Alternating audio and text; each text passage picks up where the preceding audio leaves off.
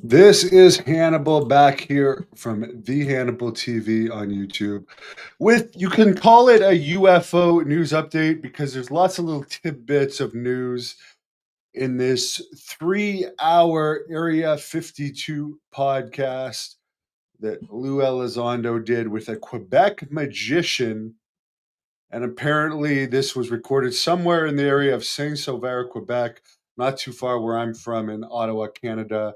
And George St. Pierre was there for some of it because there was a picture that St. Pierre, who everyone in Canada has a lot of respect for, with Lou. And George St. Pierre at one point was talking about missing time and alleged possible abductions. There's a guy, and I'm just saying this somewhat jokingly, but there's a guy that he he's such a superhuman in some ways.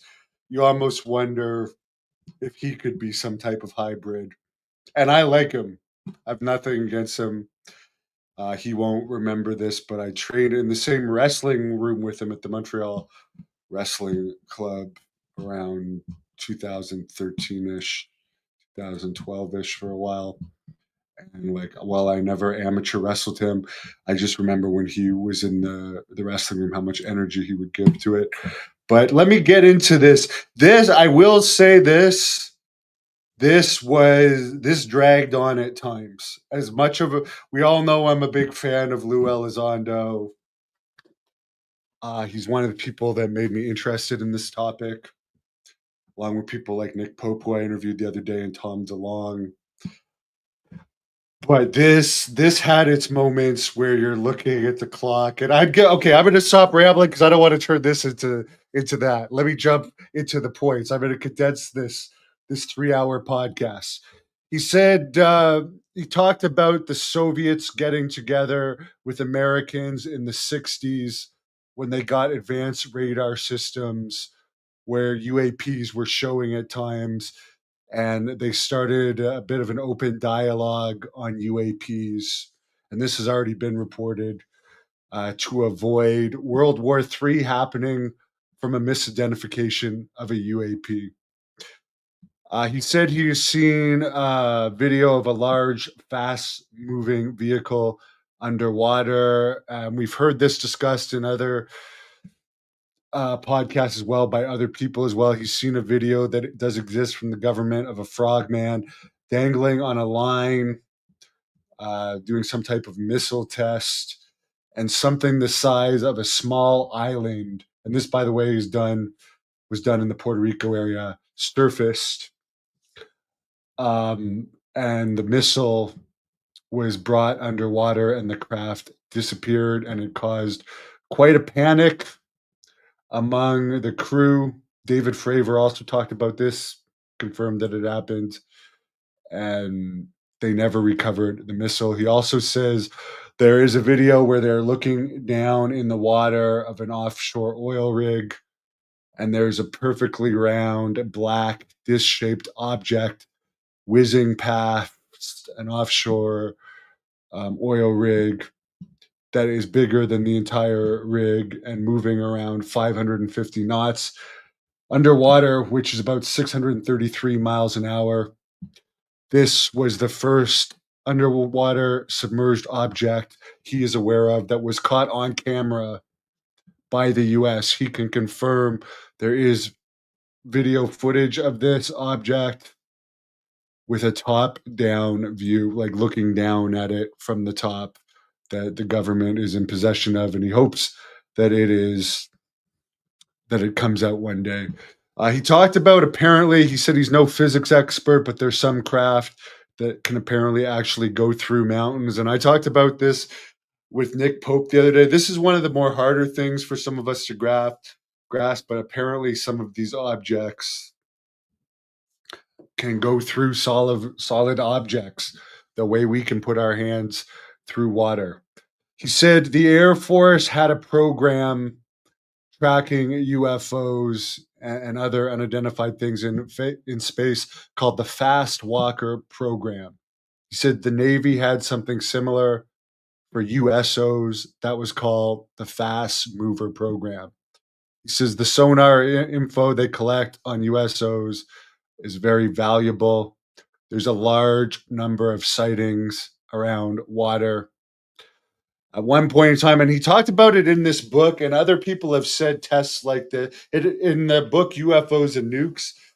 I believe they said about 18 tests like this have happened, and they did successfully lure UAPs every time. But Lou talks about an incident or a luring plan that they were going to put together to create a nuclear footprint in the water to try and lure UFO activities, but the plug was pulled at the last minute on the project. That is the one that he says he was involved with, but can't say any more than that. He says the egg shaped objects are not ours. He says he doesn't know enough about the psionics stuff being reported right now, where people are alleging, and Nick Pope said the same thing. There's some people that are alleging they can control UFOs with their mind and make them move with their mind. I mean, if this is possible, there hasn't been very much good evidence released of it at this point. And Lou is saying the same thing. While he doesn't doubt Jacob Barber's credentials, he doesn't know about this psionics stuff. Psionics is a sci-fi word. He talks about there was some hieroglyphics on a craft that Elizondo had studied when he was in the government. This was not an egg-shaped craft. This is one thing that was an unusual statement to make. This statement stood out to me. He says he's not a ufologist. He is not a researcher of UFOs. Basically, everything he did, he was paid for to do within the Department of Defense. I mean, I don't know how you would define a UFO researcher, but to me, he's definitely a UFO expert and UFO researcher. But he's definitely worked in some of the deeper, as formal as an informal programs as you can get in the U.S. He was in charge of the Pentagon's UFO program at one point, so I don't know how he would not classify that as UFO research. He says he does a lot of behind the scenes work, and again, this kind of contradicts his statement. He does a lot of behind the scenes work, finding new whistleblowers and bringing dark programs out to the public that he can't talk about at the times that he's doing them. He doesn't know exactly what attracts UFOs to nuclear war, but some of the things that definitely attract this UAP type activity are nuclear war, conflict, war type conflicts in general. Uranium and gold mines are also of interest to UAPs. The Ariel School famous mass sighting was close to mines, and he says, without talking about them specifically, there are several gold mines in the Congo that have had mass sightings of UAPs. He says he has never met Bob Lazar, but he thinks that Bob is saying his truth, what he believes to be true. He says the government will try and take away credibility when you come out, and he said he referenced it, and again they did seemingly try to do this to Lazar. He mentions the CIA leaked PTSD info against David Grush when Grush came out as a whistleblower. And I don't know if the lawsuit's still ongoing or if it's been settled, but the last I heard before Grush went dark was he had filed a lawsuit in relation to that. He's told this story before, but he tells us the story about one of the last conversations he had with his father, who his father and mother are both dead now. He talks about them both in his book, but he says his father said corruption is the biggest threat to humanity. And this is a big one, as far as Jeremy Corbett's giant mothership in 2027 false flag claim that a lot of people are saying is a load of rubbish. It's kind of an attention getter thing from Corbett, in my opinion, to try and make a peek of his documentary, getting people to talk about his to be documentaries. Elizondo says in relation to that giant mothership false flag allegation, says there's been speculation something might be going on in a few years, but it's all hearsay. He said he heard there might be something big that's going to happen. And he has referenced this himself in other interviews, but he said he didn't specifically hear 2027. He said at one point, some people were anticipating something big, but it's nothing to take to the bank. He says something was observed, but he didn't collect the data on it and he can't discuss it. So that's all that he says on that. He then goes on to say that he would not totally rule out that he is being used secretly as part of some type of government agenda. He will not comment at this time if he has seen non-human intelligence. He's aware of multiple types of non-human intelligence, but him saying he's aware of it does not mean he has proof of it. He says there is potential that some of the non-human intelligence could look a lot like us. He says we camouflage ourselves all the time. Talks about even us camouflaging ourselves to animals, dressing up as pandas in China. When we feed pandas, we also camouflage ourselves in war. Animals camouflage themselves to attempt to blend in. So he says, why would the non-human intelligence not camouflage themselves in one way or another to blend in with us if they are indeed observing us? He says spies do these type of things all the time. It's a way of people not perceiving us or seeing us for what they are, for what we are. He said they would camouflage themselves if they're doing reconnaissance. They would likely try and blend in. He says potential NHI camo has something that have been discussed. He will not confirm the existence of hybrids. He says it is a possibility. He says he will not comment if there is images or videos from the government that he's seen of non-human intelligence entities. He brings up that we have stealth aircraft right now that can show up on radar as birds. So there's no doubt something more than advanced with us can come up with ways of camouflaging themselves on radar. He also threw out there he's a Gemini. He likes pina coladas, long walks on the beach. He says he would not put limitations on Mother Nature because it's proved us wrong time and time again. He used photosynthesis as an example that there's other ways than photosynthesis for various types of life. He says there could be a long history of NHI cohabitation on Earth. He says the universe is very old.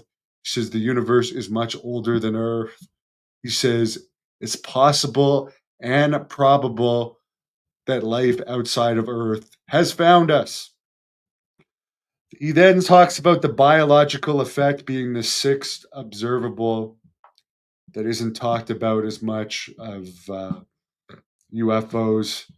He says human experiences with non-human intelligence in abduction stories are either usually very positive or very negative. For cattle, it usually results in death. The bodies of these cattle, and in some cases horses, are usually found with some sort of surgical operation, with the cauterization of body parts and bizarre loss of blood. He says he spoke to some people that are very concerned about the mutilations. He mentioned that people like Dr. Gary Nolan are concerned of some of the abduction and comment and contact effects that are like radiation like side effects on the brain. that have happened to humans after alleged abduction experiences. He says comparing human contact with cattle mutilations, there are some similarities and some differences. He's not an expert in that. He finds it disturbing overall. He says, we do not know if the animals are being euthanized before these operations are being done or not. He says, we do a lot of bad stuff to animals, the way we slaughter animals and perform tests on animals. There are meat markets in China where the animals are slaughtered in front of people, including dogs and cats, and they definitely know they're going to be killed. And he just mentions about the horrible things we do to animals as a way of not necessarily judging these mutilation experiments. I mean, not to mention, I mean, I won't go down this road because I'm no better than anybody else about how we personally treat things. But he says animals are smart enough to know they are about to get killed by humans in most cases. He says, as far as what he's more interested in, as far as what's going on with UFOs in space and underwater, he's more interested in the stuff going on in the sky because it's easier to collect data on. He said there could be stuff happening underwater just as much, but we don't have the ability to capture the data on the stuff that's going on underwater as easily. So there we go. I got that in 16 minutes and 46 seconds. So there you go. You know, Max, I think he was making a joke there, but as I said, I put in everything, anything that stood out to me in this 3-hour podcast. Which, as I said, there were some periods in this that were dragged out, particularly where he was asking other people's questions and he was showing them on like other screens and stuff, and there was delays where they were talking about the questions a lot before actually answering them. By this point, we've already seen almost 3 hours of it. And again, I appreciate the guy doing the podcast, and I appreciate Lou coming out with this information. Good to see Lou in Quebec, and yeah, I hope everyone enjoyed this. Let me know what you thought about it in the comments. There wasn't the biggest revelation in this. I guess the biggest revelations, just to do a summarize, is he provides no collaboration whatsoever of Jeremy Corbet's 2027 claims. He seems to indicate definitely that it's extremely possible that stuff has been visiting us for a long time. And it seems what I got from this is there very likely could be non-human intelligence on Earth right now, camouflaged in some way.